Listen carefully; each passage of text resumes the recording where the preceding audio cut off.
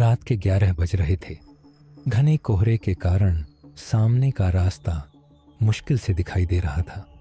अचानक एक जोरदार झटका लगा और समीर की गाड़ी बंद हो गई। उसने बार बार चाबी घुमाई, लेकिन इंजन ने जवाब दे दिया। सन्नाटा इतना गहरा था कि समीर को अपनी ही सांसों की आवाज सुनाई दे रही थी।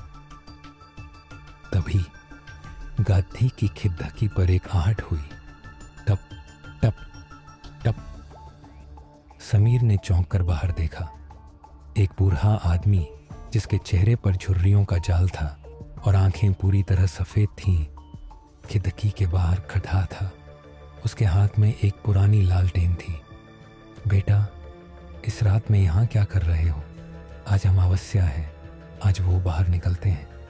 बूढ़े की आवाज़ किसी सूखी लकड़ी के टूटने जैसी थी। समीर ने घबराते हुए पूछा, बाबा, मेरी गाड़ी खराब हो गई है, क्या यहाँ आसपास कोई होटल है? बूढ़ा जोर से हंसा। उसकी हंसी में एक अजीब सी खौफनाक गूंज थी। होटल? यहाँ इंसान नहीं बचते, होटल कहाँ से आएगा? चलो मेरे साथ चलो, अगर जान प्यारी है तो। समीर उस बूढ़े के पीछे पीछे चलने लगा। गांव में कदम रखते ही उसे महसूस हुआ कि कुछ गलत है। हर घर के दरवाजे पर काले धागे और सूखी मिर्च लटकी हुई थी। ताज्जुब की बात यह थी कि हर घर के बाहर एक दिया जल रहा था, लेकिन एसटीडी टाकों पर एक भी इंसान नहीं था। बूढ़ा उसे एक पुरानी हवेली के सामने ले गया। आज की रात यहीं रुको, लेकिन याद रखना, चाहे जो हो जाए, रात को कमरे का दरवाज़ा मत खोलना, और अगर तुम्हें किसी के रोने की या पायल की आवाज़ सुनाई दे तो समझना कि तुम्हारी मौत तुम्हें पुकार रही है। समीर ने इसे अंधविश्वास समझा और कमरे में चला गया। उसने अपना कैमरा निकाला और रिकॉर्डिंग शुरू की। अचानक उसे कमरे के कोने में कुछ हिलता हुआ महसूस हुआ। उसने टॉर्च जलाई तो देखा कि वहाँ एक पुरानी फटी हुई कुदिया पड़ी बेकी थी, जिसकी आंखें बिल्कुल असली लग रही थीं। रात के 1 बजे समीर की नींद एक आवाज़ से खुली। छन छन छन, किसी के पायल की आवाज़ थी। आवाज़ उसके कमरे के ठीक बाहर गैलरी से आ रही थी। समीर का दिल जोर से धड़कने लगा। उसने कैमरे का नाइट विजन ऑन किया और दरवाजे की दरार से बाहर झांकने की कोशिश की। जो उसने देखा, उसने उसके खून को जमा दिया। गैलरी में एक साया रेंग रहा था। वो इंसान नहीं था। उसकी गर्दन उल्टी मुद्दी हुई थी और हाथ जमीन पर घिसट रहे थे। वो साया हर दरवाजे के सामने रुकता और उसे सूंघता। समीर ने डर के मारे अपनी सांसें रोक लीं। तभी वो साया समीर के दरवाजे के पास आकर रुक गया। सन्नाटे में सूंघने की आवाज़ साफ सुनाई दे रही थी। हूँ, ताज़ा खून। बहुत सालों बाद समीर पीछे हटा तो उसका पैर एक पुराने संदूक से टकरा गया। धमाका हुआ। बाहर वो साया रुक गया। फिर अचानक दरवाजे पर जोर जोर से वार होने लगे। धत धत धत। खोलो, मुझे अंदर आने दो। एक औरत की चीख सुनाई दी, जो पल भर में एक भयानक गर्जना में बदल गई। समीर ने खिड़की से भागने का फैसला किया। वो खिड़की से कूदकर नीचे के बगीचे में पहुंचा। वहां उसने देखा कि वही बूढ़ा आदमी जो उसे यहाँ लाया था, एक गड्ढा खोद रहा था। पास ही में कुछ पुरानी कब्रें थीं। समीर ने झांकियों के पीछे छिपकर देखा। बूढ़ा बरदबदा रहा था। आज फिर एक बलि मिलेगी। चंडिका भूखी है, चंडिका को मांस चाहिए। तभी समीर की नज़र एक कब्र पर पड़ी जिस पर पत्थर लगा था। उस पर लिखा नाम पढ़कर समीर के होश उड़ गए। पत्थर पर लिखा था, समीर मल्होत्रा, मृत्यु तिथि 26 दिसंबर। आज की तारीख। समीर समझ गया कि उसे यहाँ फंसाया गया है।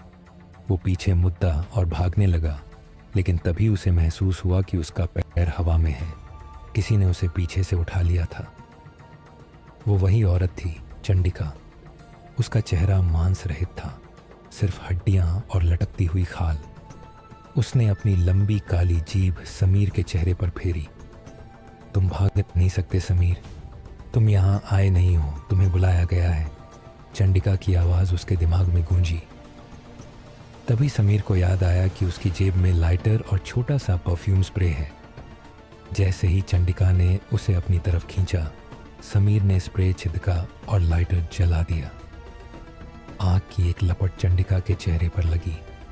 वो भयानक आवाज में चिल्लाई और समीर को छोड़ दे दिया। समीर अपनी जान बचाकर गांव के मुख्य सड़क की तरफ भागा। रास्ते में उसे वो बूढ़ा मिला, लेकिन इस बार बूढ़े के हाथ में कुल्हाड़ी थी। बलि अधूरी नहीं रह सकती। बूढ़े ने कुल्हाड़ी चलाई जो समीर के कंधे को छूकर निकल गई। समीर ने हार नहीं मानी और एक पत्थर उठाकर बूढ़े के सिर पर दे मारा। बूढ़ा वहीं गिर गया। समीर दौड़ते हुए अपनी गादी तक पहुंचा। उसने चमत्कारिक रूप से चाबी घुमाई और इस बार इंजन स्टार्ट हो गया। उसने पीछे मुड़कर नहीं देखा और तेज रफ्तार में गादी भगा दी। सुबह के 6 बज रहे थे। समीर अब शहर की सीमा में था। उसने राहत की सांस ली। उसे लगा कि सब खत्म हो गया। उसने अपना कैमरा उठाया ताकि वो रात की फुटेज देख सके। जैसे ही उसने वीडियो प्ले किया, उसके हाथ कांपने लगे। वीडियो में समीर अकेला नहीं भाग रहा था। चंडिका उसके कंधे पर बैठी हुई थी और कैमरे की तरफ देखकर मुस्कुरा रही थी। अचानक गादी के पीछे वाले शीशे में समीर ने देखा। पीछे की सीट पर वही फटी हुई कुद्धिया बैठी थी जो उसे हवेली में मिली थी। कुद्धिया की आंखें अब लाल हो चुकी थीं और उसके होंठ हिले। मज़ा आया? समीर ने चीखते हुए ब्रेक मारा, लेकिन गादी नहीं रुकी। उसकी आंखों के सामने अंधेरा छाने लगा और कानों में वही पायल की आवाज़ गूंजने लगी।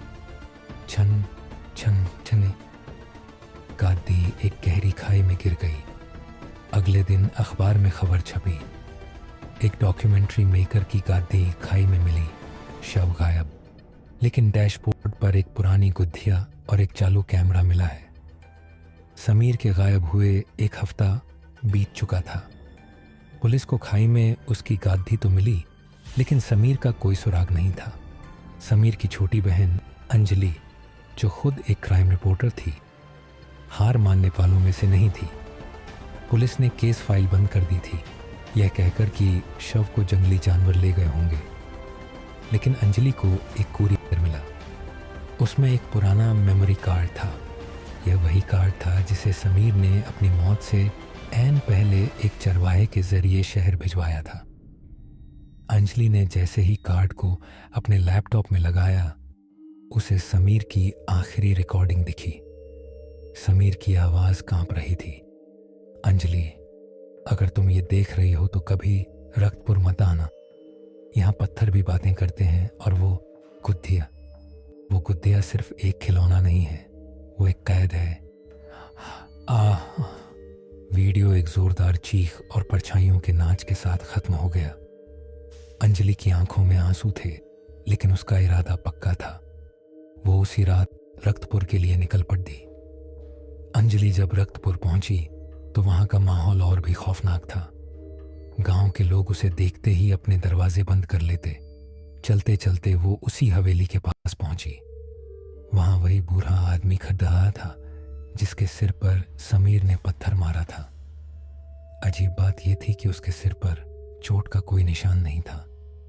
वो मुस्कुरा रहा था। आ गई, दूसरी बलि खुद चलकर आ गई। बूढ़े की आंखों में चमक थी। अंजलि ने हिम्मत जुटाकर पूछा, मेरा भाई कहाँ है? तुमने समीर के साथ क्या किया? बूढ़े ने एक टूटी हुई उंगली से उस काली हवेली की छत की तरफ इशारा किया। छत पर समीर खड़ा था, लेकिन वो समीर नहीं लग रहा था।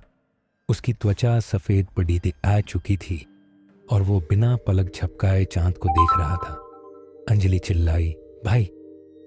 समीर ने नीचे देखा, लेकिन उसकी आंखों में कोई पहचान नहीं थी। उसकी पुतलियां पूरी तरह काली हो चुकी थीं। उसने बस एक शब्द कहा, भागो। तभी अचानक गांव की सड़कों पर रखा हर दिया बुझ गया। घने कोहरे से वही औरत चंडिका बाहर निकली। उसके साथ सैकड़ों साए थे, वो रूहें जो सालों से इस गांव में फंसी हुई थीं। अंजलि भागकर हवेली के अंदर घुसी और दरवाजा बंद कर लिया। अंदर का नजारा और भी डरावना था। दीवारों से खून रिस रहा था और हर कोने से बच्चों के रोने की आवाजें आ रही थीं। वो गलती से उस तहखाने में पहुंच गई जहां काला पत्थर रखा था। वो पत्थर कोई मामूली पत्थर नहीं था। वो एक प्राचीन वेदी थी जिसके चारों तरफ इंसानी खूबधियां रखी थीं। पत्थर के बीचों बीच वही फटी हुई गुद्धिया बैठी थी। अचानक गुद्धिया का सिर 180 डिग्री घूमा। अंजलि, समीर को बचाना चाहती हो तो इस पत्थर पर अपना हाथ रखो। अंजलि ने टॉर्च की रोशनी में देखा, पत्थर के ऊपर समीर की तस्वीर खुदी हुई थी। जैसे जैसे वो पत्थर के पास गई, उसे समीर की रूह की तड़प महसूस हुई। समीर का शरीर ऊपर था, लेकिन उसकी रूह इस काले पत्थर के अंदर कैद थी। अंजलि ने अपने बैग से गंगाजल और एक पुरानी धार्मिक किताब निकाली जो वो अपने साथ लाई थी। जैसे ही उसने मंत्र पढ़ना शुरू किया, हवेली कांपने लगी। चंडिका दीवार को फांदकर अंदर आ गई। उसकी चीख से अंजलि के कान फटने लगे। इसे रोको, ये पत्थर हमारे पुरखों की शक्ति है। अंजलि ने देखा कि समीर भी धीरे धीरे नीचे उतर रहा था, लेकिन उसका शरीर किसी कठपुतली की तरह हिल रहा था। उसके हाथ में वही कुल्हाड़ी थी। भाई, होश में आओ, ये तुम नहीं हो, अंजलि चिल्लाई। समीर ने कुल्हाड़ी उठाई और अंजलि पर वार करने ही वाला था कि उसे वो मेमोरी कार्ड याद आया। उसने समीर के गले में वही कैमरा लटका दिया जो उसे मिला था। कैमरे की फ्लैशलाइट जैसे ही समीर की आंखों पर पड़े थी, उसे एक पल के लिए होश आ गया। अंजलि, पत्थर तोड़ दो, यही इसकी कमजोरी है। समीर ने अपनी पूरी ताकत लगाकर कुल्हाड़ी पत्थर पर दे मारी। पत्थर के टूटते ही एक भयानक धमाका हुआ।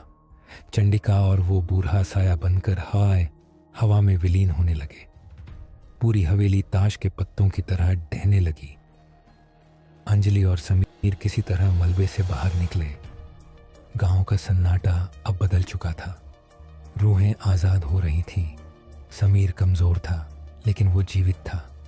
वे दोनों अपनी गादी की तरफ भागे और तेज रफ्तार में गांव से बाहर निकल गए। जब वे शहर की सीमा पर पहुंचे तो सूरज की पहली किरण दिखाई दी। समीर ने चैन की सांस ली। अंजलि, मुझे लगा मैं कभी वापस नहीं आ पाऊंगा। अंजलि मुस्कुराई और समीर का हाथ थाम लिया। तभी उसकी नजर समीर के हाथ पर पड़ी। समीर के हाथ के नाखून काले पड़े दे चुके थे और उसकी खाल के नीचे कुछ रेंग रहा था। समीर ने अंजलि की तरफ मुड़ कर देखा। उसकी आवाज अब समीर की नहीं, बल्कि चंडिका की थी। तुम्हें क्या लगा, पत्थर टूटने से अभिशाप खत्म हो गया? अब मैं तुम्हारे अंदर हूं। अंजलि ने पीछे मुड़ कर देखा। कार की पिछली सीट पर वही गुद्धिया बैठी थी और इस बार उसके हाथ में अंजलि की एक छोटी सी फोटो थी। कहानी खत्म नहीं हुई थी। अभिशाप ने बस अपना घर बदल लिया था। दोस्तों, अगर आपको हमारी स्टोरी पसंद आती है तो हमें सब्सक्राइब करें और बेल नोटिफिकेशन प्रेस करना भूलना मत।